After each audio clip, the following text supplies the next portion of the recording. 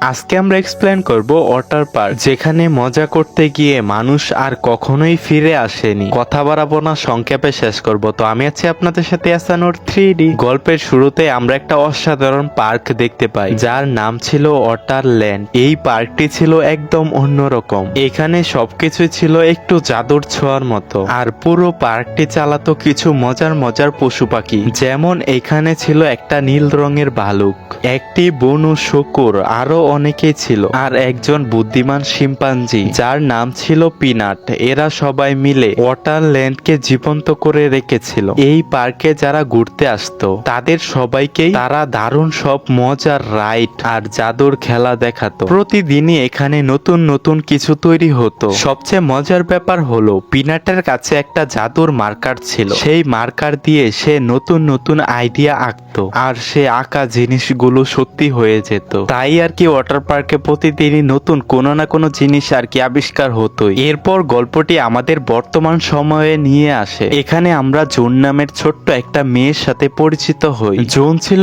খুবই কল্পনা প্রিয়, মানে কল্পনা অনেক বেশি ভালোবাসতো। তোমাদেরকে ছোট্ট একটা উদাহরণ দেই। মেয়েটা সাধারণ খেলনা জিনিসকেও জীবন্ত মনে করত। জুনের এই সুন্দর কল্পনার জগৎ তৈরি করতে সবচেয়ে বড় ভূমিকা ছিল তার মায়ের। জুনের মা সবসময় তাকে উৎসাহ দিতেন। তিনি বলতেন, তোমার কল্পনায় এই ওয়াটারল্যান্ডের প্রাণ। যতদিন তুমি বিশ্বাস করবে ততদিনই এই জগৎ বেঁচে থাকবে। তিনি আরো বলেন, যখনই তোমার নতুন কোনো আইডিয়া আসবে তখনই শুধু পিনাটের কাছে গিয়ে সেটা বলবে। পিনাট হলো বানর বা শিম্পাঞ্জি। শিম্পাঞ্জি বলবে তার কিন্তু একটা জাদুর মার্কার আছে, আগেই বলেছিলাম। মেয়েটা যখন নতুন কোনো কল্পনা বা আইডিয়া বানরটার কাছে বলতো, তখনই শিম্পাঞ্জিটা তার জাদুকরি মার্কার দিয়ে সেটিকে বাস্তব রূপ দিত। তাই আর কি জুনের স্বপ্ন আর কল্পনার ওয়াটারল্যান্ড সবই সত্যি হয়ে যেত। আইডিয়া কিন্তু মেয়েটার, আর বাস্তবায়ন করে আর কি এই যে শিম্পাঞ্জিটা। সে ঘন্টার পর ঘন্টা নিজের মায়ের সাথে বসে ওয়াটারল্যান্ডের নতুন নতুন কল্পনা বানাতো। কখনো তারা নতুন রোলার কোস্টার বানাতো, কখনো আকাশে উড়ে যাওয়া মাছের কথা ভাবতো, আবার কখনো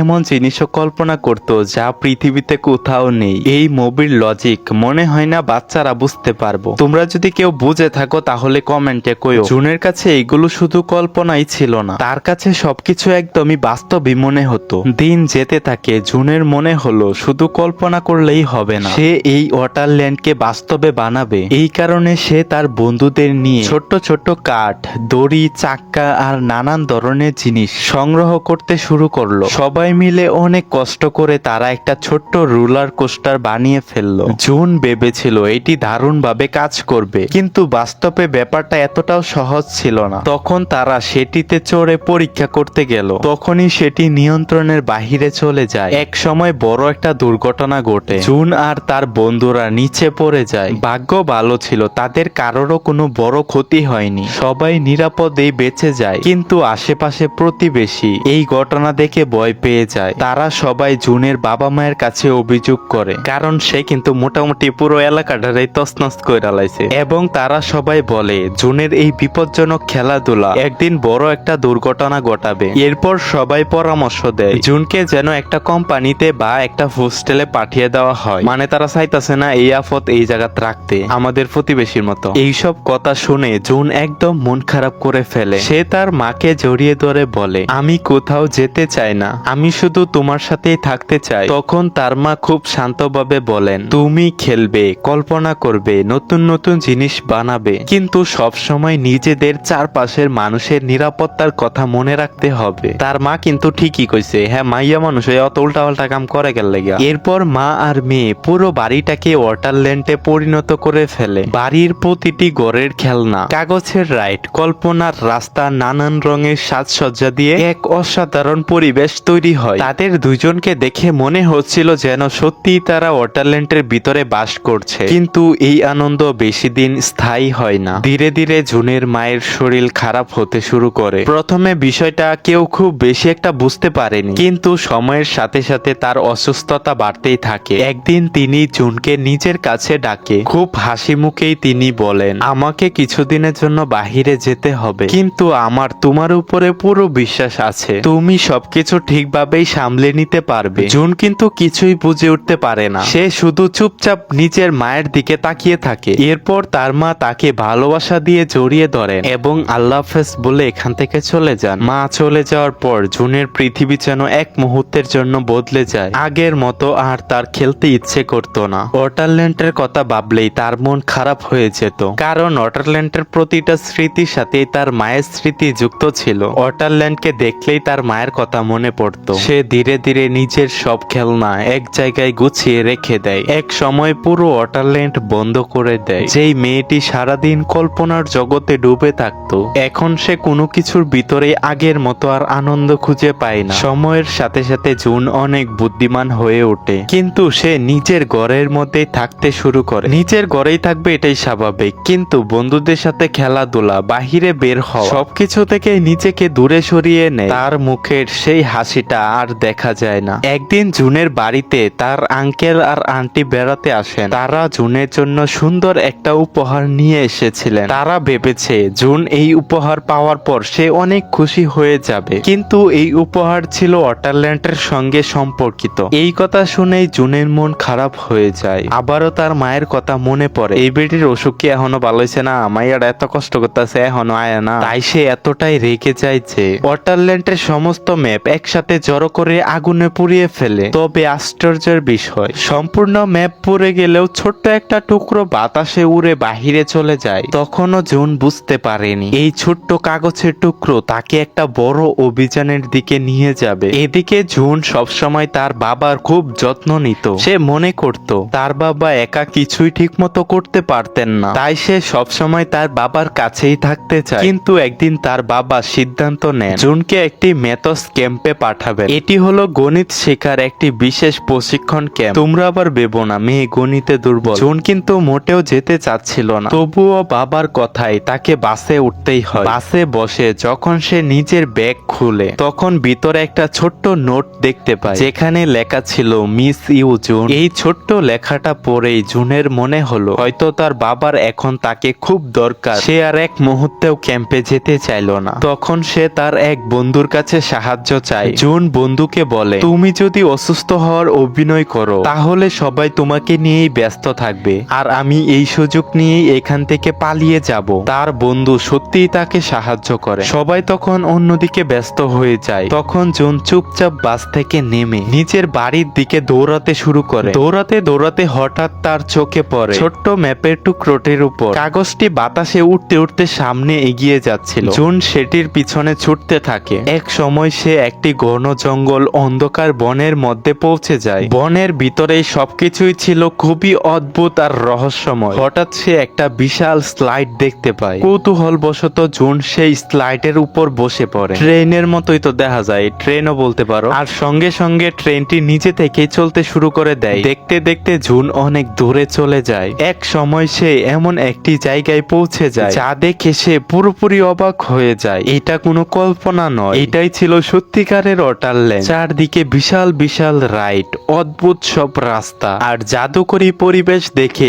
জুন নিজের চোখেই বিশ্বাস করতে পারছিল না। কিন্তু খুব দ্রুতই সে বুঝতে পারে এই ওয়াটারল্যান্ড আর আগের মতো নেই। সব জায়গায় ভাঙাচোরা অবস্থা, অনেক রাইড নষ্ট হয়ে গেছে, পুরো পার্ক অন্ধকারে ছড়িয়ে আছে। তখনই জুন তার কল্পনার সেই পরিচিত খেলনাগুলোর সঙ্গে দেখা করে। তারা সবাই ভয়ে দৌড়াচ্ছিল। জুনকে দেখেই তারা চিৎকার করে বলে, এইখান থেকে তাড়াতাড়ি পালাও, আমাদের উপর ভয়ঙ্কর আক্রমণ হয়েছে। জুন অবাক হয়ে জিজ্ঞেস করে, কি হয়েছে? তোমরা কাকে দেখে পালাচ্ছ?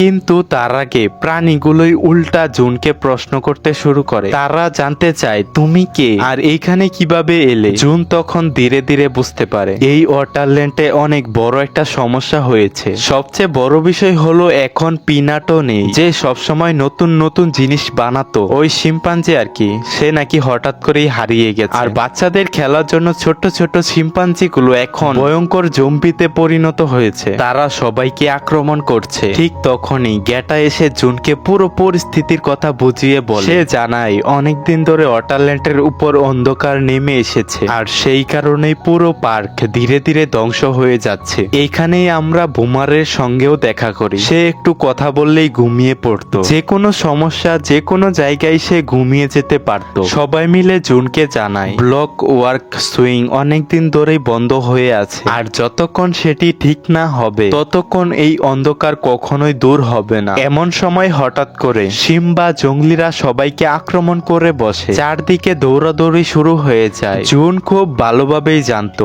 এই পার্কের অনেক কিছুই তার কল্পনা থেকেই তৈরি করা, তাই সে চেষ্টা করে নিজের বুদ্ধি ব্যবহার করতে। সেই উড়ন্ত মাছগুলোকে কাজে লাগিয়ে জম্বিদের আটকে দেওয়ার চেষ্টা করে, কিন্তু তাতেও খুব একটা লাভ হয় না। জম্বিরা তাদের পিছু ছাড়তেই চায় না। তখন জুন সবাইকে বলে, হয়তো আমি ব্লক ওয়ার্ক ঠিক করতে পারবো, যদি তোমরা আমাকে সাহায্য করো তাহলে আমরা সবাই মিলে এই জায়গাটা আগের মতোই বানাতে পারবো। প্রাণীগুলো প্রথমে একটু দ্বিধায় পড়লেও শেষ পর্যন্ত তারাই জুনকে সাহায্য করার জন্য সিদ্ধান্ত নেয়। এরপরে সবাই মিলে সেটা ঠিক করার জন্য রওনা দেয়। পথে যেতে যেতেই জুনকে বিভিন্ন রাস্তা দেখায় এবং কোথায় কিভাবে যেতে হবে সব বুঝিয়ে দেয়। তারা সবাই মিলে অনেক চেষ্টা করে ব্লক ওয়ার ঠিক করার কাজ শুরু করে, কিন্তু খুব দ্রুতই তারা বুঝতে পারে কাজটি মোটেও সহজ নয়। তারপরেও কেউ হাল ছাড়ে না। সবাই মিলে এগিয়ে যেতে যেতে এক সময় বিশাল পাহাড়ের কাছে পৌঁছে যায়, কিন্তু ঠিক সেই মুহূর্তেই নতুন একটা বিপদ তাদের সামনে এসে দাঁড়ায়। পাহাড়ের কাছাকাছি পৌঁছানোর পরই হঠাৎ করেই সেই জম্বিরা তাদের উপর আক্রমণ করে। তারা এবার একটি বিশাল কাচের দেওয়াল ভাঙতে শুরু করে। কিছুক্ষণের মধ্যেই সেই কাচের দেওয়াল পুরোপুরি ভেঙে যায়। দেয়াল ভাঙার সঙ্গে সঙ্গে সবাই নিচের দিকে পড়তে শুরু করে। ভাগ্য ভালো, বেশিরভাগ প্রাণী নিজেকে কোনোভাবে বাঁচিয়ে নিতে পারে, কিন্তু জুন উপরের দিকেই আটকে যায়। তখন বুমার তাকে বাঁচানোর জন্য একটা ছাতা ছুঁড়ে দেয়। জুন সেই ছাতার সাহায্যে নিরাপদে নিচে নেমে আসে, কিন্তু দৌড়াতে দৌড়াতে সে এমন একটা জায়গায় পৌঁছে যায় যেখানে কোনো গ্রেভিটি কাজ করছিল না, কিছুটা চাঁদের দেশের মতো। এটাই ছিল সেই জিরো গ্রেভিটির এলাকা, যেটা একসময় জুন নিজেই কল্পনাতে তৈরি করেছিল। এখানে সামনে এগোতেই জুন এমন একজনকে দেখতে পায় যাকে সবাই অনেকদিন ধরেই খুঁজতেছিল। সে আর কেউ নয়, সেই পিনাট। জুন খুব খুশি হয়ে তার কাছে যায়, কিন্তু পিনাটের অবস্থা একদম আগের মতো ছিল না। সে খুব হতাশ হয়ে বলল, আমি আর কিছুই ঠিক করতে পারবো না, আমি এইখানেই থাকবো। তখন জুন তাকে জিজ্ঞেস করে, তোমার কি সেই পরিচিত কণ্ঠ আর শোনা যায় না? পিনাট অবাক হয়ে বলে, তুমি এটা কিভাবে জানলে? তখন জুন নিজের মনের সব কথা খুলে বলে। সে জানায় সেই কণ্ঠ ছিল তার মায়ের। তার মা দূরে চলে যাওয়ার পর সে নিজেই কল্পনার উপর নিজের বিশ্বাস হারিয়ে ফেলেছিল। সে ভেবেছিল আর কিছুই ভালো হবে না, আর ঠিক সেই কারণেই ওয়াটারল্যান্ডের অন্ধকার নেমে এসেছিল। জুন তখন বলে, সব দোষ আমার ছিল, কিন্তু এবার আমি সব ঠিক করব। ঠিক তখনই সিম্পা জম্বিরা আবারও সেখানে পৌঁছে যায়। পিনাট জুনকে বাঁচানোর জন্য নিজের জীবনে ঝুঁকি নেয়। সে জুনকে বাহিরে বের করে দিতে সক্ষম হয়, কিন্তু সে নিজেই অন্ধকার জায়গার ভিতরে আটকে পড়ে। বাহিরে এসে জুন সবাইকে জানায় পিনাট এখনো বেঁচে আছে। মানে এদিকে সবাই মনে করেছিল পিনাট হয়তো মারা গিয়েছে, কিন্তু কেউই তার কথা বিশ্বাস করতে চায় না। তারা বলে, তোমার কারণেই আজ আমাদের এই অবস্থা হয়েছে। জুন শান্তভাবে সবকিছু স্বীকার করে। সে বলে, হ্যাঁ, ভুল আমারই ছিল, কিন্তু এবারও আমি ভুল ঠিক করব। তার এই মতিগতি দেখে কেউই তার সঙ্গে যেতে রাজি হয় না। তখন জুন একাই কাজ শুরু করতে সিদ্ধান্ত নেয়। সে একটি অটো রোবট চালু করে, নিজের বুদ্ধি ব্যবহার করে সেটি খুব সুন্দরভাবে চালাতে শুরু করে। এরপর সেই রোবটের সাহায্যে বড় একটা ব্রিজও তৈরি করে ফেলে। এইবার সকল প্রাণীগুলোই বুঝতে পারে জুন সত্যিই তাদেরকে সাহায্য করতে চায়, কিন্তু নতুন বানানো ব্রিজটি আগেই পরীক্ষা করার দরকার ছিল। ঠিক তখনই বুমারের আবার ঘুম পেয়ে যায়। শালারা সময় খুঁজে পায় না। এই সুযোগে মোটামুটি সবাই মিলে তাকে রোলার কোস্টার গাড়িতে বসিয়ে দেয়। সবার পরিকল্পনা ছিল তাকে দিয়ে এই ব্রিজটা পরীক্ষা করবে ঠিকমতো কাজ করছে কিনা, কিন্তু মাঝপথে একটা কাক উড়ে আসে। বুমার জেগে যায়, তার মনোযোগ চলে যায় কাকের দিকে, তাই সে ভুল পথে চলতে শুরু করে। আর সেদিকে রোলার কোস্টার তো আগে থেকেই ভেঙে গিয়েছিল। জুন সঙ্গে সঙ্গে এক একজনের কাজ এক একজনকে বুঝিয়ে দেয়। সবাই মিলে দড়ি দিয়ে বুমারকে থামানোর চেষ্টা করে। শেষ পর্যন্ত তারা বুমারকে ধরতে পারলেও সবাই একসাথেই নিচে পড়ে যায়। ভাগ্য ভালো, তারা একটা বড় গাছের ডালের সাথে আটকে যায়। তারা সবাই প্রাণে বেঁচে যায়, কিন্তু তখনই তারা দেখতে পায় চারদিকে অন্ধকার আরো দ্রুত ছড়িয়ে পড়ছে, আর সেই জম্বিরা একের পর এক যাকেই ধরতে পারছে তাকেই টেনে অন্ধকারে নিয়ে যাচ্ছে। এমনকি পিনাটকেও ধরে নিয়ে যাওয়ার চেষ্টা করছে। এইটা দেখে জুন আর এক মুহূর্ত দেরি করে না। সে নিজেই একটি রাইডে উঠে অন্ধকারের ভিতরে ঢুকে পড়ে। সেখানে গিয়ে সে পিনাটকে খুঁজে বের করে। জুন তাকে সাহস দিয়ে বলে, তুমি পারবে, তুমি সব সময় পারো, শুধু নিজের উপর বিশ্বাস রাখো। সে পিনাটের কাছে নতুন নতুন আইডিয়া বলতে শুরু করে। এরপরে বলে, তোমার জাদুর মার্কার বের করো, আবার সবকিছু নতুন করেই তৈরি করো। জুনের কথায় পিনাট আবারও নিজের আত্মবিশ্বাস ফিরে পায়। সে নিজের জাদুর মার্কার বের করে, আবারও আঁকতে শুরু করে, আর সঙ্গে সঙ্গে নতুন নতুন স্লাইড, রাস্তার দারুণ সব জিনিস তৈরি করতে থাকে। এদিকে বাহিরে থাকা সব প্রাণী আবারও একসাথে হয়ে যায়। ঠিক তখনই জুন তার সঙ্গে থাকা ছোট্ট ম্যাপটির দিকে তাকায়। সেখানেই সে বুঝতে পারে ব্লক ওয়ার্ক ঠিক করার আসল উপায় কি। জুন পিনাটকে বলে, এই স্ট্রাগল গুলো দিয়ে আমার নাম লিখে দাও, কারণ এই পুরো ওয়াটারল্যান্ডটি তো আমার কল্পনা থেকেই তৈরি হয়েছে। পিনাটও ঠিক সেটাই করে। যেই মুহূর্তেই জুনের নাম ক্লক ওয়ার্ক এর উপর তৈরি হয়, সঙ্গে সঙ্গে পুরো যন্ত্রটি আবারও চালু হয়ে যায়। এক নিমিষেই চারদিকের অন্ধকার দূর হয়ে যায়। পুরো ওয়াটারল্যান্ড আবারও আগের মতো হয়ে যায়। সব রাউট আবারও চালু হয়ে যায়। সব গাছপাতা, রাস্তার খেলনাগুলো নিজেদের জায়গায় ফিরে আসে। চারদিকে আবারও আনন্দ আর জাদু ছড়িয়ে পড়ে। এইবার জুনের বাড়ি ফিরে যাওয়ার সময় হয়ে গিয়েছে। সব প্রাণী তাকে বিদায় জানায়। জুনও তাদেরকে কথা দেয় সে আর কখনোই নিজের কল্পনার উপর বিশ্বাস হারাবে না। এরপর পিনাট, বুমার মানে এখানে যতগুলো প্রাণী আছিল সবাই আগের মতো সব বাচ্চাদের আনন্দ দিতে শুরু করে। যেহেতু এটা একটা পার্ক, জুনও এদিকে নিজের বাড়িতে ফিরে আসে। সে তার বাবার কাছে ক্ষমা চেয়ে বলে, আমি পুরো রাত বাড়ির বাহিরে ছিলাম, আমাকে ক্ষমা করে দাও। কিন্তু তার বাবা অবাক হয়ে বলেন, পুরো রাত তো নয়, আমি তো তোমাকে মাত্রই আধা ঘন্টা আগেই রেখে এসেছিলাম। জুনও কিছুটা বুঝতে পারে। সে ঘরে ঢুকে আবার নিজের সব খেলনা বের করে। সে নতুন করে নিজের ওয়াটারল্যান্ড বানাতে শুরু করে। এইবার তার বন্ধুরাও তাকে সাহায্য করে। দেখতে দেখতে তাদের বাড়ির পিছনের জায়গাটাতে একটা সুন্দর ওয়াটারল্যান্ড তৈরি হয়ে যায়। এরপর আমরা দেখি জুনের মা সুস্থ হয়ে আবারও বাড়িতে ফিরে এসেছেন। জুন তার মাকে দেখে খুবই খুশি হয়ে যায়। সে তার মাকে জড়িয়ে ধরে বলে, আমার তোমাকে ওয়াটারল্যান্ডকে নিয়ে অনেক গল্প বলার আছে। এরপর জুন সব বাচ্চাদের নিজের তৈরি ওয়াটারল্যান্ড ঘুরিয়ে দেখায়, আর তার হাতে থাকা পিনাট খেলনার কানে নতুন নতুন আইডিয়া বলতে থাকে। অন্যদিকে সত্যিকারের ওয়াটারল্যান্ডও পিনাট সেই নতুন আইডিয়া দিয়ে আবারও নতুন নতুন জাদুর জিনিস তৈরি করতে শুরু করে। এইভাবেই মনে হয় শেষ হয়ে যায় আমাদের এই জাদু আর ভরপুর কল্পনার গল্প। আজকের জন্য এই পর্যন্তই। ভিডিও ভালো লাগলে জানোই তো কি করতে হবে। তো আল্লাহ হাফেজ।